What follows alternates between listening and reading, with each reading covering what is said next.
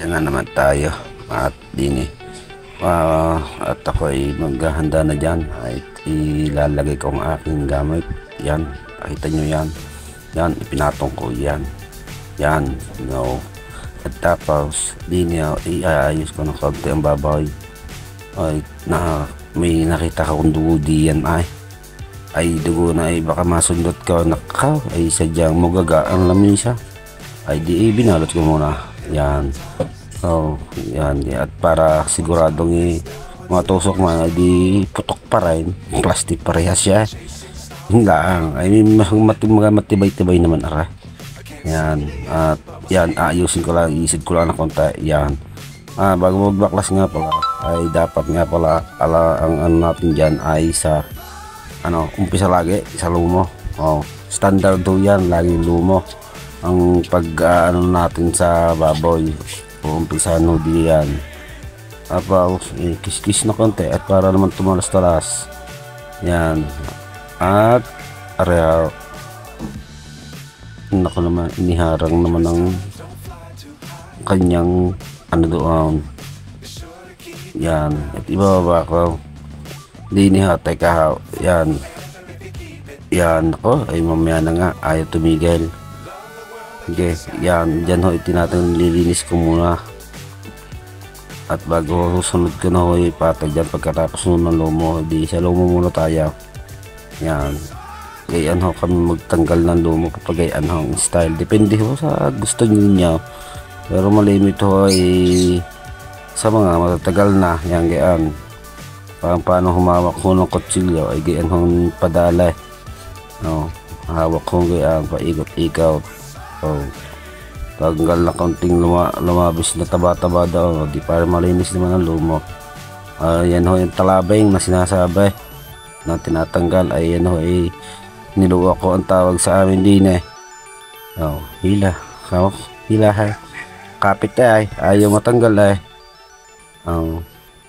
tapos yan may kapirasong taba tinanggal ko na di niya inuuna ko para maibuka ko yan bago yung pinaka pata naman ang hahapitin ko din yan gayan ho lang pwede ho naman sa baba ay may strip ko kung inaangat ang para kita ay yan bago gayan yung pinaka taba ko ng baboy ay kailangan ni hapit-hapitin ng kaunti yan baba natin baga yan bago bubutasin ng gayaon lusog itutulak lang para may bago may kukunin ho ako yung kulani ho na tinatanggal ko yan kaya malimit nyo mapansin kung bakit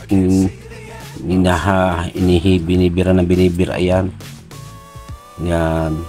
bago tanggal ho ang konting laway para malinis ho ang ating limpo yan i-joint ko ho lang yan sa joint ko lang pinatamaan para madali hong bagsakan ho ng itakyan yan di malinis di niya ho natin yan isod lang na konti lagi ho ako nagano dyan sa iba ho naman dyan diretso sa pata na depende na ho rin yan sa inyo ako di ko na inuumpisahan sa pata sa ulaw depende ho kung saan ko na pasundot ng pero kalimitan ho yan diretso pata sa palengke pata sa pata bago baba pero pag buo ho ay laging ulo ho ang uunahin yan bago tanggal ako isang patak isang katutak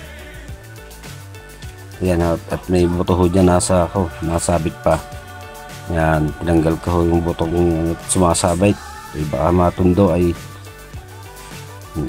naloko na masakit din man yan ay kaya pala kung bakit ako naggarne sasalita ay may music ay alam niyo naman mainit-init pa sa kape ng sabaw na tayo ng policy issue hindi ko alam kung ano bang nangyari na at bakit na policy issue tayo dyan ay di tiyaga kung isang buwan ng aking policy issue ay di wala muna di nga ayos lang yan basta tayo nagbibigay ng idea sa mga kabaro o sa mga gustong matuto yan idea lang naman dyan hindi naman kailangan di kayo sobrang galing Dahil pag ikisimulang natuto niya, ikaw na mismo hahanap ng paraan para malaman mo yan.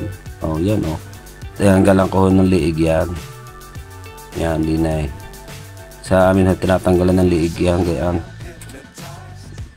Bago yan, kung kailangan tamaan ng buto, ay patatamaan natin yan.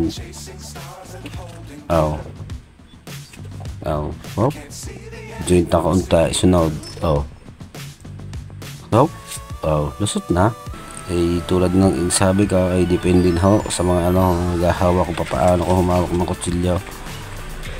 Kaya kailangan mo may proper gripping tayo. Huwag kayong kutsilyo, huwag kayo lalambot-lambot. Ayan, sa pigil naman tayo naglinis. Ayan, papakita ko naman diyan kung paano maglimpo. Ay magtitimbang muna tayo. Nako nga, nagpatalon-talon pa ako.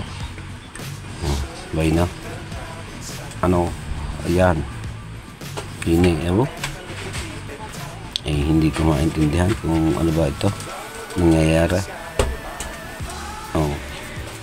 Ayaw pa yata timbangin. Ay pabuhat na. Ayaw pa. Angat eh. Yan, hinila ko na yan. Titimbangin ko na rin. Ang daming naku po, naunahan pa nga ng atay duwaw siya. Mag-aantay na ako. Siya ay tatanggal ho yan. Ay may kahati ho ako, kay hinahati ang atay diyan, kaya ganyan ako katagal para ko na-stroke tama naman ko. Ayaw, nahati na nga. Sige, bahala kayo. Basta ako ay katrabaho ko ng akin. Patungay. Unang bola. Pumpyang 14. Sunod na bola. Gusto po. Pumpyang 8. Ay siya, tagal hindi na tumama. Sko po, ma-reduce. Yan, tama na. At ako naman, hindi ipata ang aking happy time. At tama na yung kapupumpiang dyan yan. At ako naman ang hahaplit din eh. Teka, butasan ko lahat isasabit yan. Binubutasan ho yan. Ay hindi mo isasabit yan. Depende, ang iba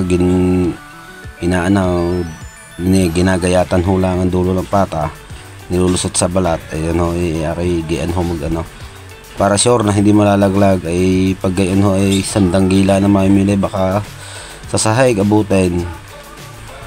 Ay ayusin ko na, hindi na ako magkaintindihan sa pagkakadaling yan. Kalukuhan din taglay ang pasukot-sukot pang nalalaman. Ay patak din man ang itak ang masusunod. Pagbagsak din. Diyos ko po, may sukat pang naintindihan.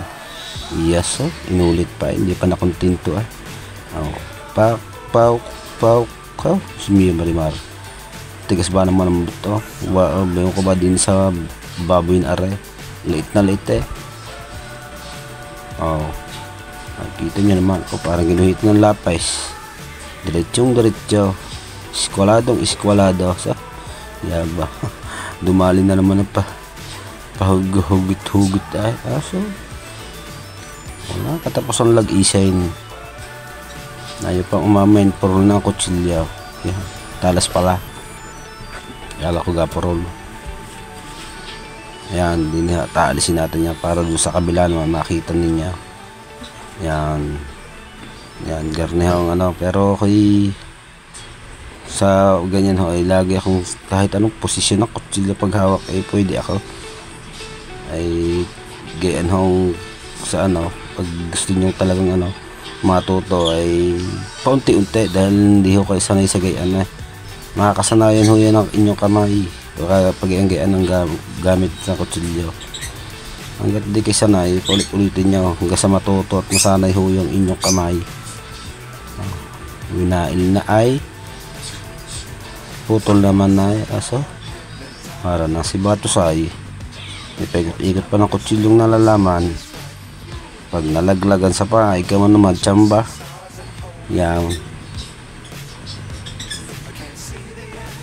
Di niya atare. Hahapitin natin ng kainain naman aring isang ara. Yan. So. Para kalamin nakakahiwa ang kamay. May pagguhit-guhit ng gayong.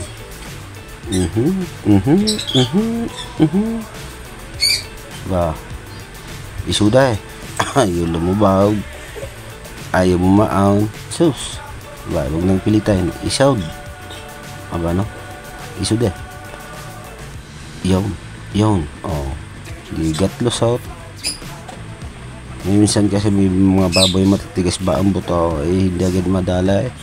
Hindi ba agad malusotan ng baka ng iyon. Yan, di niya.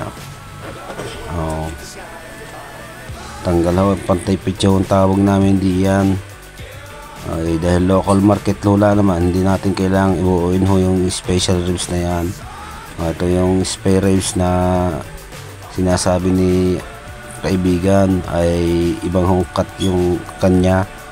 Ay hindi po pwedeng gayahin at talagang alam nyo naman sa wet market, hindi nyo naman pwedeng gawin ang European cut at kung ano-anong cut na pang standard cut sa ay local na ang naman ng mga natin mamimili. Depende na lang pag may nag-request, yun na hula ang nangyayari daw. Pero yan, anyway, tuloy tayo. Dini at arayay, tinanggalan ko ng konting taba. Pagkatapos na rin, di malapit-lapit na matapos. So yan, mga kalamirda. Dini, natapos na ang aking pakana sa buhay. Nag-iimis na ako niyan at pagsasabit ko na iyan. So maraming salamat nga pala ulit kay